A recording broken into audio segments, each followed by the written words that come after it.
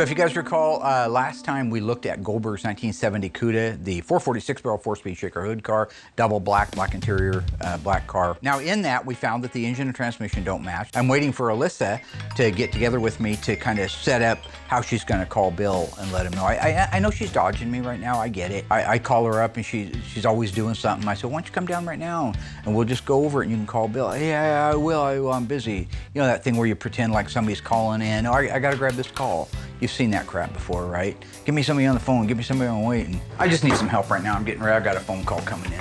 Yeah, hang on a second. I know, because I've done it, all right? All right, sir, Melissa speaking. Yep, hold on one second.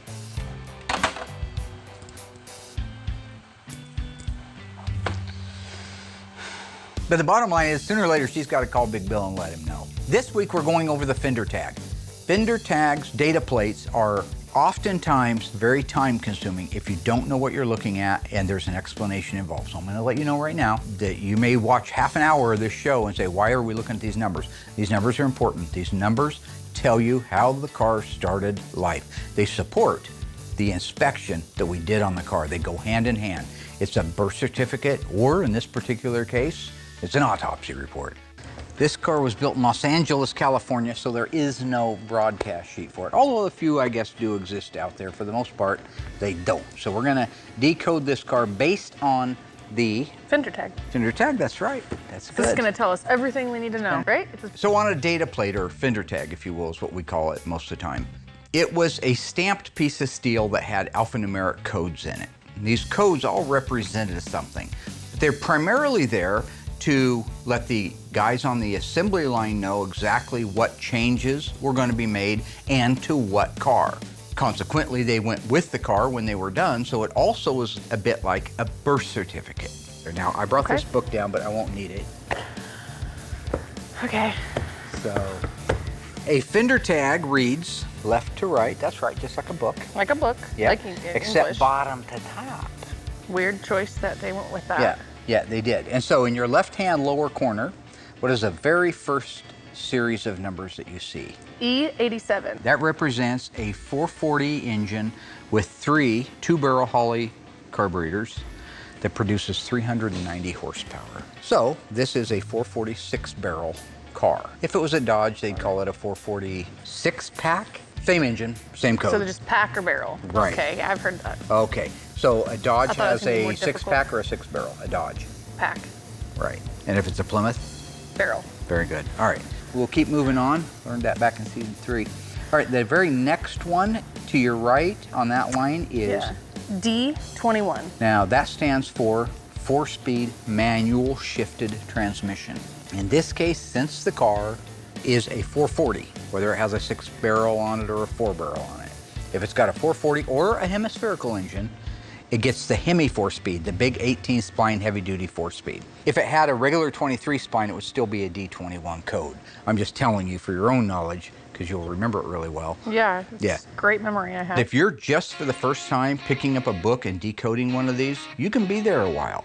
The sales code in 1971 might represent a different sales code than it would in 1970 or in 1969. So you can't take anything for granted. It's a process of identifying the car, what makes sense on the car, what the car should have on it, and is all of that represented clearly on the fender tag. BS23. That's the model of the car. That's also the first 4 digits of the vehicle identification number. They want to tie this tag to the car. So you got to have that vehicle identification number that's up in the windshield, match that tag. The vehicle identification number on these Chrysler muscle cars is very informative, especially if you're out in the field and you see a car just sitting there. You can walk up to the VIN and tell exactly what make it is, what model, what price class, what year, where it was built, and what engine. The first letter B stands for the Barracuda lineup. The S means special price class. It just meant it was the performance version. So in this case, it's a Cuda. If it was a Barracuda, it would be a BH, Barracuda H, high price class, premium class, or in this particular case, a Cuda. The 23 means 2-door hardtop. Or Jordan. Or Jordan, yeah. It also means Michael Jordan, that's right. I'll remember that. 35 years before he played the game. The next series is Victor Zero Echo. The Victor represents the engine. What engine is this again? It's a 446 pack. 446. Had so much hope for you. 6-barrel. Now, I know everybody wonders, why does he get so excited about calling something the wrong name? The reason I'm a stickler is because of yuns out there. All the yuns. The keyboard commandos. And they wait for you. They wait for you. It's not a 6-pack, it's a 6-barrel. You follow the facts. Everybody wants the facts and nobody wants the facts. Well, what about that question? The 0 is the last digit of the model year. What year is our Cuda? 70. Yep. And the E represents the assembly plant that the car was built at. Now, for the E-body cars, they were built in 2 different assembly plants and only in 2 assembly plants. Hamtramck, Michigan, which was the main assembly plant. But because there was such an increase in volume of sales orders for the E-bodies, they started building them at the Los Angeles plant as overflow. Now, as a result of this being an overflow plant, certain things were a little bit different. And I don't know, and nobody really does know exactly what the answer is, but there were no Hemi E-bodies built in Los Angeles. There were no convertible E-bodies built in Los Angeles. And for some reason, the broadcast sheets, although there are a few that exist for LA cars, for the most part, it wasn't protocol to put them in the car. It was protocol to wad them up in a little ball or roll them into a doobie and smoke them. I don't know what they did. It was LA. It was the late 60s, early 70s, right? Puff the Magic Dragon ain't about no dragon. You know what I'm saying? Show me something. You might want to cut that because, well, no, it's legal now. 129528. Okay, that's the serial number for the vehicle. It'll match the upper tie bar, it'll match the upper cowl panel, and it'll match the door. It's not really a sales code, it's the serial number for the car. Okay, TX9. TX9 means that it's black exterior. X9 always means black in the Mopars. So I believe it's called Black Velvet in the Plymouth lineup. I could be wrong on that, that's okay, but it's black. It's a solid black. We don't need to be wrong on I don't need to look at the book. I don't care what they call it, it's black. Now, when I say I'm a stickler when I know what I'm talking about. If I don't know what I'm talking about, why I gotta be a stickler? What engine is this again? It's a 446 pack. 446. Had so much hope for you. 6-barrel. The next sales code over has to do with the seats. Is it bucket seats or bench seats? So what is the code? H6X9. Very, very nice. H means a high price class. Okay, 6 means all vinyl buckets. And X9 is the color. What color is it? Black. Fruit of my loin. The next code is the upper door frame paint. In this particular case, what is the code? 000. 000, that's right. So none? No. Okay. 000 is a sales code, and it means a one-piece interior door trim panel. The next series is when the scheduled production date of the car is 1/22. When you're talking about a scheduled production date, it gives you the month and the day. It doesn't give you the year. And here's why. A manufacturer's production schedule, in the case of Chrysler, begins on the first day of August and ends the last week of July of whatever year the car is being worked on. So for example, our 1970 Cuda, the very first day 1970 Plymouth model cars or Dodge cars were being built was August 1st, 1969. That's why you would see a 1970 Cuda in September of 69, because it could be built as early as August 1st, 1969. Now, the last day that it could have been built, although we're not positive, we believe it was the last week of 1970, July. That gave them a week to get the manufacturer up to speed for the next model year. So what happens when you come to October, November, and December? When you represent them with the numbers, it's the 10th month, the 11th month, and the 12th month. You put the 10th month with a 2-digit day, like say it was October 21st. That would be 1021, too many numbers for the 3-digit allocation. So they call October A, November B, and December C. So now, if you have an October 10th scheduled production date, it would be A10. All right, next one is a shipping order number. 023064. That is an internal number that we really don't know how to correlate to anything out here, but on the assembly line, it meant something. And you're gonna find that on the broadcast sheet and only on the broadcast sheet. Jump back up to the next line, should be the upper body color. So TX9, we already, why is it there again? Because this is the upper part of the body. If it had a vinyl top, you might have a vinyl top code there. If it's all the same color paint, that's what they're telling you right there. It's not a vinyl top, it's painted black. I don't even know why they print these books. They ought to just call me. You screwed up. I'm sorry. It's just, listen, beads. Where's Tony when you need him? I'm not even Tony, sweating you know, he's anymore. back eating. That's where Tony at. Tony he's eating. not. Nah, he's not. The next one over is A33. That's a great code. A33 means track pack. It's an axle package car. It means it has a 3.54 to 1 Dana rear axle. A62.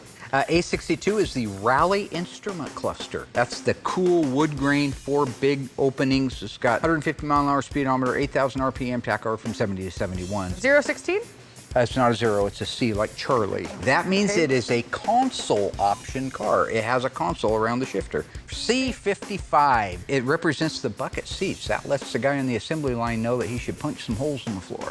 G36? That represents the mirror. G36 sales code represents a left hand outside and right hand outside racing style mirror, painted body color. The left is remote and the right hand is manual. I'm not sure why. Even though Goldberg's car is coded for the right-hand outside mirror, for some reason, it's missing.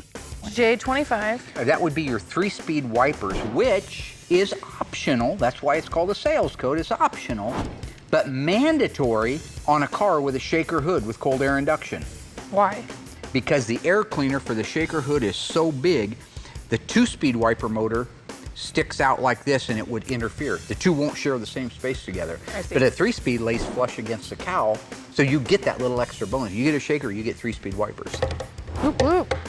J45. Our hood pin tie down, standard in the Cuda package. So we're running out of room, which means I'm running out of time. Okay, we got another page here. Let's go to the next one. Nope. J54 calls out a sport hood. This is one of the anomalies. This is an anomaly. Do you know what an anomaly is? Something weird. This is one of those strange little anomalies that I don't understand, but here's what it is. The E-bodies were built at Hamtramck, Michigan and Los Angeles, California. Say this car was built at Hamtramck, Michigan. It would have N96 for a shaker hood, November 96 representing the cold air induction shaker hood. It would not have the J54, which is the sport hood, because you can't have 2 hoods on a car, right? So on a Hamtramck fender tag, there would be a call out for the N96 and only the N96.